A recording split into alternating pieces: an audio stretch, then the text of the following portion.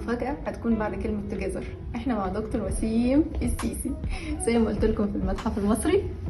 دي مفاجأتنا يا جماعة. يعني دي أكبر مفاجأة بالنسبة لنا. حسيت بإيه؟ أنا حسيت بإن بالرأسمالية يعني إيه؟ وزارة في الإنتاج وسوق في التوزيع. يعني ناس عندها كل حاجة وناس ما عندهاش حاجة. ركزوا، اللي حجمه مرفوع معجب بيكي. حابب تقول للبنات حاجة تانية بقى عشان الجوازة تفرق؟ أقول لها تقول إيه بقى؟ نصيحتين. إيه؟ وإلا إذا وقعت الفاس والراس هتقولي كنت فين يا لأ لما قلت أنا أخبرني الكهنة أن سماء البلاد امتلأت بأجسام فضية لامعة. أمرت بتسجيل هذه الظاهرة النادرة إلى الأجيال القادمة. فطبعا كلمة نادرة يعني مرة واحدة ظهرت وانتهت. المفروض كده. أهو. دي معناها بيقول لك كيب أواي، خليكي أنا من طبقة غيرك أنت.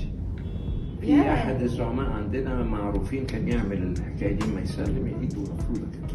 طب أنا بقى عايزة أسلم على حضرتك كده وما تعرفوش وأول مرة بيسلم عليكي ويقول لك أنا قد إيه معجب بيكي.